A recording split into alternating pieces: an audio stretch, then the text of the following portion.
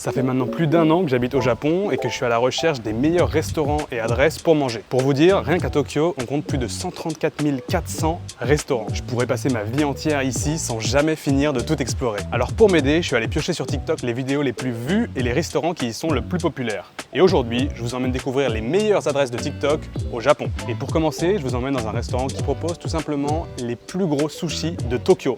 Peut-être même du Japon, je sais pas. C'est un TikTok qui a fait plus de 27 millions de vues. Sans plus tarder, je vous montre la vidéo en question. Et voilà, déjà c'est un restaurant tenu par un petit papy japonais. Regardez-moi les plateaux qui nous servent. Et la taille des sushis, ça fait littéralement la taille de la main. Alors je sais pas si la personne a une très grande main, mais juste avoir la taille du sushi avec le saumon, j'ai jamais vu ça au Japon. Et j'ai hâte de voir si c'est aussi beau que bon. En plus, il me semble que c'est pas si cher que ça, donc on va voir exactement combien ça coûte. Et regardez la variété, il y a une quinzaine de sushis, tous différents, et ça a l'air plutôt appétissant. Le restaurant ouvre dans 20 minutes, j'y vais tout de suite parce que j'ai peur qu'il y ait un petit peu la queue. D'ailleurs cette vidéo je la fais en semaine, parce que forcément ces restaurants ça va être que des adresses qui sont extrêmement réputées. Vous vous doutez bien, 27 millions de vues sur TikTok, ça crée de l'engouement. Donc là on est jeudi, il est 10h30, je me dirige vers le restaurant et j'espère qu'il n'y a pas trop la queue. Surtout ce qui va m'intéresser aujourd'hui c'est de voir si ces restaurants sont aussi bons qu'ils sont populaires, parce que bien sûr faire des vues sur TikTok ça ne veut pas dire être forcément très bon ou de qualité. Donc ça va être un petit peu le thème de la vidéo aussi, voir si ces adresses valent le coup et valent le détour. Alors, je viens d'arriver au restaurant et j'ai quelques problèmes. Déjà, ça ouvre dans 15 minutes et il n'y a personne. Je trouve ça bizarre. Et en plus de ça, sur la porte, il y a marqué « Interdit de filmer à l'intérieur du restaurant ». Donc si j'arrive à rentrer, il va falloir que je sois extrêmement discret et poli, bien sûr, de ne pas filmer un petit peu tout et n'importe quoi. Et j'ai lu qu'en fait, ils étaient complètement débordés à cause, justement, des vidéos qui ont buzzé sur les réseaux sociaux et que, malheureusement, il fallait une réservation pour pouvoir manger. Alors moi, j'ai pas réservé, vous vous doutez bien, parce qu'on ne pouvait pas réserver sur Internet. À mon avis, ça se fait que par numéro de téléphone, numéro que je n'avais pas. Donc je vais attendre. Je vais voir quand même s'il y a moyen de manger. Comme je suis tout seul, peut-être, on va voir. J'espère que je vais pouvoir rentrer. J'attends et je vous dis. A few moments later. Bon, écoutez, c'est la première fois que je fais ça, mais je vais faire demi-tour. Je vais pas aller dans ce restaurant et y manger pour plusieurs raisons. Déjà, c'est que je me suis renseigné un petit peu et j'ai l'impression que effectivement, c'est un restaurant qui a explosé en popularité, alors que de base, c'était juste un petit restaurant de quartier. Et donc le papy qui s'est retrouvé embarqué dans cette spirale de célébrité a pas pu suivre. Et ce que je peux comprendre, hein, quand on tient un petit restaurant tranquille et que d'un coup 28 millions de personnes voient ton adresse, ça veut dire qu'il y a des centaines de personnes qui se ruent tous les jours pour essayer de venir manger ici, et ce qui fait qu'il peut pas prendre tout le monde. Donc il a dû se restreindre aux réservations. Donc on peut manger maintenant là-bas que sur réservation. Et en plus de ça, même si on vient sans réservation et qu'il y a de la place dans le restaurant, en fait c'est surtout une question de quantité. Il peut pas faire des centaines de plats par jour, donc il se limite, et ce que je peux comprendre. Donc je n'ai même pas demandé en fait si je pouvais rentrer. J'ai décidé de faire demi-tour. Je me suis dit que j'allais laisser ce petit papy tranquille. Quelque part j'ai un peu de la peine pour lui. Je me dis que ça doit pas être facile en fait d'avoir autant d'exposition sur son restaurant, alors que lui c'est juste un petit restaurant de quartier tranquille. Donc je vais éviter de faire de la pub pour ce genre d'adresse. J'imagine que c'était très bon, j'imagine que c'est une expérience à vivre, mais autant aller se perdre dans un quartier et découvrir soi-même ce genre de petit restaurant. Ça ne s'annonce pas très bien pour cette vidéo, puisque le but c'est quand même de tester les adresses les plus populaires de TikTok. Mais ne vous inquiétez pas, j'ai des plans de secours, j'ai d'autres restaurants qui eux ne sont pas des restaurants de quartier et pourtant qui ont vraiment explosé sur les réseaux sociaux, et donc que je vais pouvoir tester sans problème. J'étais un petit peu à l'écart de Tokyo, donc là il va falloir que je reprenne le train pour repartir en centre-ville. La deuxième adresse que je vous emmène visiter se trouve à Shinjuku et ce sont apparemment les meilleurs udon de Tokyo. J'attends de voir parce que j'aime beaucoup les udon. Avant d'y entrer, on va regarder le fameux TikTok qui a fait plus de 11 millions de vues, donc quand même pas mal. Bon, déjà le bol a l'air extrêmement bon. Et là dans ce TikTok on peut voir la façon dont ils font les udon. Donc regardez. Dans le magasin, c'est vraiment une pâte la plus simple possible. Les udon, c'est juste du sel, de l'eau et de la farine. On a voilà toute la façon dont ils confectionnent le bol, et ce qui est vraiment beau aussi, c'est la présentation. Vous vous doutez bien, dans ces vidéos, c'est souvent la présentation qui compte. Et voilà à quoi ressemble le bol de udon. Écoutez, je commence à avoir très faim. J'ai pas mangé ce matin et avec le petit fail du début de vidéo, j'ai qu'une envie là, c'est de manger. Donc je suis arrivé au restaurant. J'espère qu'il va pas y avoir la queue encore une fois. J'entre et on va tester ça. Je viens de recevoir mon bol de udon, le voici, le voilà, ça a l'air délicieux, ça sent tellement bon. Et là je suis sur le comptoir, juste devant la cuisine. Oh, ça me rappelle mon enfance, ça sent les bonnes pâtes à la crème avec un petit œuf par-dessus. Alors les udon, qu'est-ce que c'est? Je vous ai dit, c'est les nouilles les plus simples qui existent, et c'est un plat en général au Japon qui est vraiment très léger, qui est très subtil, j'ai envie de dire. Et donc quand j'ai appris qu'il y avait les meilleurs ramen de Tokyo à tester, j'ai pas pu résister. Qu'est-ce que j'ai pris? J'ai pris les udon à la crème. Donc vous pouvez voir, j'ai un jaune d'œuf par-dessus, de la crème sur le côté et même un morceau de beurre en plein milieu, quelques petites verdures, un petit peu de... Alors ce qui est orange là, c'est des œufs de colin. C'est très répandu ça au Japon. Je vais les goûter d'ailleurs.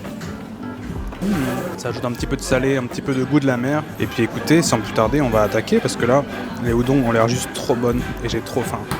Itadakimasu. Wow. Les nouilles sont tellement élastiques. Ça n'a rien à voir avec n'importe quel udon que j'ai mangé jusqu'à maintenant. La texture est bien rebondissante, mais l'élasticité des nouilles est vraiment impressionnante. J'ai jamais eu des nouilles aussi élastiques et le goût est juste parfait. Elles sont pas croquantes cette fois-ci, elles sont vraiment plus molles. Par contre, l'assaisonnement est divin. Vraiment, il y a un assaisonnement poivre et sel qui est parfaitement maîtrisé, avec la crème et l'œuf qui viennent épaissir un petit peu le tout et rajouter du gras. Oh, c'est très gourmand. Je vais mélanger un peu le tout. Les amis, je suis en plein kiff. Alors niveau goût, j'ai presque l'impression de retrouver des pâtes fraîches faites maison, plus que des udon. C'est parce que forcément j'ai ajouté de la crème, de l'œuf, donc en fait c'est presque comme des pâtes. Mais le goût est vraiment juste délicieux quoi. L'assaisonnement est parfait, l'équilibre entre la crème, l'œuf, les œufs de Colin et les pâtes. Je m'attendais pas à autant de goût dans ce bol. Je m'attendais à un truc beaucoup plus subtil, mais en fait le goût est vraiment présent. C'est juste magnifique. J'ai regardé un petit peu le menu. Il propose pas que ça, il propose plein d'autres formes de udon et surtout avec des tempura, les fameuses fritures japonaises. Et cette adresse, j'ai vraiment envie d'y retourner et de tester tous leurs menus. J'avais déjà mon adresse de udon préférée à Tokyo, Udon Maruka, mais là, ça va peut-être changer avec ça. Le beurre fondu à l'intérieur qui vient ajouter encore un petit peu d'épaisseur et de gras. Vraiment, je sens chaque ingrédient dans ce bol et tout est maîtrisé, tout est parfait. Je m'attendais à un bol de udon juste joli, mais en fait, en plus d'être magnifique, c'est délicieux. Et je dois dire que c'est en haut du classement pour moi dans les udon que j'ai mangé dans ma vie. Une très bonne adresse. Les amis, c'est pas souvent que je prends une claque comme ça avec des udon. Je me suis régalé. Ça, c'est sans hésiter une adresse à enregistrer et qui vaut le détour. En plus, je suis arrivé, j'ai même pas eu à faire la queue. C'était ouvert, il restait une place au comptoir, donc j'ai pu manger tranquillement. C'était, je pense, les meilleurs udon que j'ai mangés au Japon. Ah, j'étais pas sûr parce que c'est ce que disait le TikTok, les fameuses meilleures udon de Tokyo. Et bah, pour moi, c'est le cas. En tout cas, pour l'instant. J'ai pas mangé des dizaines et des dizaines de udon non plus, mais elles étaient délicieuses. Une adresse que je recommande sans hésiter. J'ai payé 1200 yens, à peine 7 € pour un plat de udon comme ça qui était juste parfait, maîtrisé à la perfection. Donc franchement, je recommande. Maintenant, je propose qu'on se dirige vers une adresse pour prendre un petit dessert. Et pour le dessert, j'arrive au magasin et je peux déjà voir que c'est là parce qu'il y a la queue. Il est même pas 13h, il y a déjà la queue dehors. Donc écoutez, je vais attendre et on va aller tester ce restaurant. Mais je vous dis pas ce que c'est pour l'instant. Écoutez, comme j'ai un petit peu de temps, je vous propose qu'on se regarde le TikTok qui a rendu ce restaurant célèbre. Et c'est celui-là, les meilleurs donuts de Tokyo. Déjà, rien qu'à l'apparence, ça a l'air délicieux. Et on voit toute la confection des donuts. On voit comment ils les mettent dans le bain d'huile. La façon dont ils le frient est aussi un petit peu spéciale parce qu'ils frient une fois de chaque côté et il y a une bande au milieu qui reste blanche. Et ensuite, les donuts sont fourrés à la crème pâtissière et enrobés de sucre, bien entendu. Alors moi, je suis pas très donut de base, donc j'ai hâte de voir ce que ça va donner, les meilleurs donuts de Tokyo. Cette vidéo, les amis, a fait, je vais vous le dire tout de suite, plus de 28 millions de vues. Et ça, c'est une seule vidéo sur les dizaines que j'ai vues sur ce restaurant. Donc croyez-moi quand je vous dis que c'est sûrement le restaurant de donuts le plus réputé de Tokyo, peut-être du Japon. Allons voir ce que ça vaut. Il y a un panneau juste devant moi qui dit qu'il reste plus que 150 donuts alors qu'il est que 13h et que le restaurant, enfin le magasin a ouvert il y a 1 heure. Normalement c'est censé fermer à 6h du soir. Donc 1 heure après l'ouverture, il leur reste déjà plus que 100 donuts. J'espère qu'il va m'en rester un normal pour moi. J'espère que je vais avoir ce que je veux. Les amis, juste le temps que j'achète mon donut, je ressors, il reste plus que 50 donuts. Il est 13h30. J'ai quand même attendu une demi-heure pour pouvoir acheter un seul donut. Ça s'appelle Parkside Donut et le but et le principe c'est que c'est juste à côté d'un parc, juste là. Et donc on peut acheter son donut et directement aller le déguster dans le parc et c'est ce que je vais faire, vous vous doutez bien. Ça a l'air délicieux, je vais vous montrer ça de plus près et ça m'a coûté 550 yens, donc c'est pas donné. Bon, en même temps, vu comment ils sont réputés, je pense qu'ils peuvent se permettre de monter les prix. Clairement, ils seront jamais à court de clients. Écoutez, je me trouve un banc pour me poser et on va déguster tout ça. L'équilibriste, ok, ça tient. Ah, les amis, je suis dans le parc, je me suis trouvé un petit banc. C'est plutôt joli comme parc, il y a une fontaine au milieu. On est en plein dans le printemps, donc les fleurs sont à leur paroxysme.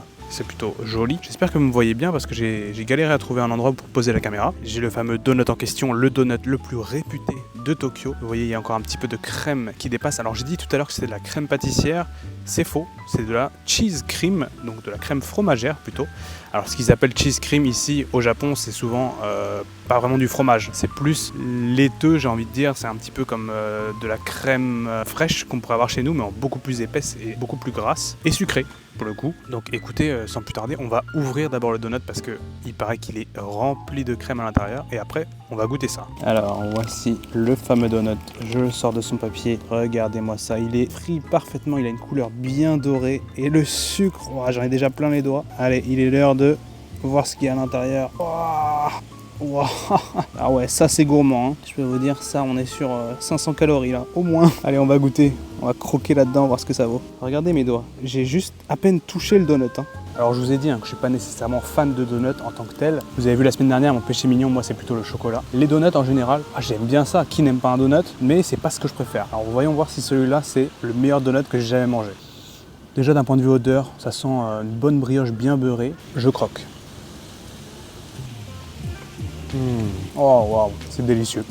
Forcément, qu'est-ce que ça peut être d'autre? C'est juste rempli de sucre, bourré de sucre, ça ne peut être que délicieux. Alors, pour vous décrire un petit peu le goût, la crème fromagère, c'est vraiment comme un fromage blanc épais, sucré. Ça a exactement le même goût. Et puis le donut, c'est un donut parfait. Vous voyez la pâte de donut qui est vraiment bien cuite, bien moelleuse. On sent encore qu'elle est fraîche. Et bien sûr, la panure frite qui est bien dorée et le sucre qui vient ajouter cette touche addictive, j'ai envie de dire. Bah, c'est un sans faute, forcément. Après, est-ce que ça vaut les 500 yens? Ouais, pourquoi pas. Est-ce que c'est le meilleur donut de Tokyo? Peut-être, je saurais pas trop vous dire, j'en ai pas goûté beaucoup. J'en avais goûté un dans une vidéo, un gros donut, pareil, un truc qui était assez réputé, et je dois dire que c'était bien moins bon. Donc quand même, si, j'avoue que même moi qui suis pas très donut, c'est délicieux. Pourquoi pas venir y faire un tour, mais alors attention parce que ça ouvre à midi, et apparemment à 13h30, 13h45, il n'y a plus de donuts. Et on est en pleine semaine, hein. On est un jeudi, donc ça, le week-end, c'est mort. N'y pensez même pas. Bon, en tout cas, cette vidéo est vraiment en train de tester ma patience, parce que entre les 3 adresses que j'ai fait jusqu'à maintenant, j'arrête pas d'attendre 30-40 minutes à chaque fois, et on a encore 2 adresses à faire aujourd'hui. Bah écoutez, je vous propose qu'on s'y rende, hein, parce qu'il faut encore que je reprenne le train. Allez, à tout de suite. Mesdames et messieurs, pour cette 3e adresse, je me situe à Shibuya pour aller tester un omuraise. Donc pour ceux qui ne savent pas, omuraise, c'est tout simplement une omelette sur du riz qu'on découpe et qui est normalement coulante. Mais celle-ci a une particularité, c'est qu'il y a un steak haché par-dessus qu'on appelle ici hamburger, un steak haché japonais avec tout plein de sauces et à la fin ça te donne cette montagne pleine de sauces, de fromage, de riz, d'omelette et de steak haché. Ça a l'air très réputé, en tout cas si j'en crois le nombre de vues qu'il y a sur TikTok, plus de 10 millions de vues pour plusieurs vidéos. Avant de passer au restaurant, on va regarder la vidéo qui a fait le plus de vues pour ce fameux plat. Encore une fois, j'ai une vidéo où on peut voir la confection du plat et vous voyez que tout est dans la confection de l'omelette. Il faut la mettre dans la poêle et la faire tourner comme ça très vite sans la cuire de trop parce que le but c'est que l'œuf reste coulant. Et ensuite vient l'étape de la présentation. On met la petite part de riz sur l'assiette, l'omelette par-dessus qu'on vient ouvrir et là il rajoute le fameux hamburger et la sauce. Oi oi oi. Il y a combien de sauces?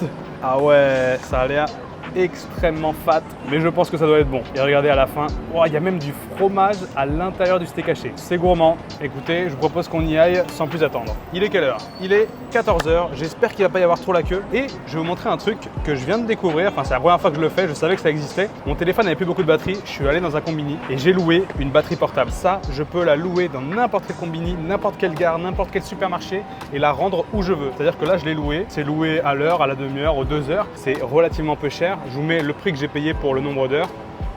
Et là, ça veut dire que je l'ai loué à Shibuya et après ça, je vais rentrer chez moi et la rendre dans la station à côté de chez moi et il n'y a pas de souci. C'est extrêmement commun. Il y a location de batterie, location de parapluie, il y a plein de trucs comme ça au Japon. Ça fait partie des petits avantages de vivre ici, c'est quand même assez pratique. Bon les amis, je viens d'arriver dans le restaurant, il y a que des filles. Je sais pas pourquoi, peut-être parce qu'ils font aussi des pancakes. Et il faut savoir qu'au Japon, les restaurants de dessert, c'est beaucoup fréquenté par des groupes de filles. Mais ils font aussi le omuraise et c'est pour ça que je suis venu aujourd'hui. J'ai attendu à peu près 20 minutes, donc ça va, pas trop de monde non plus. Après on est en pleine semaine. Et là j'attends qu'ils me servent mon omuraise. Apparemment ils vont tout me faire sur la table. Je vais pouvoir vous filmer ça. Ça va être aussi un peu un spectacle. Oishiso.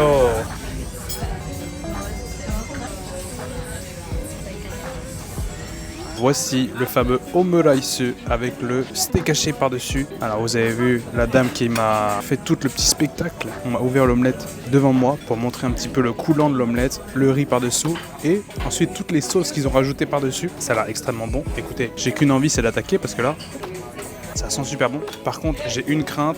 Je pense que c'est plus beau que bon. Vu tout le spectacle qu'il y a autour, je pense que c'est vraiment fait pour uploader sur les réseaux sociaux. Et c'est pour ça que ça fait beaucoup de vues sur TikTok. Mais je suis pas certain que ce soit si bon que ça. On va goûter quand même. Je vais commencer par goûter le riz avec l'omelette. Toutes les sauces en même temps. J'ai l'impression que l'omelette est un petit peu aromatisée à la tomate.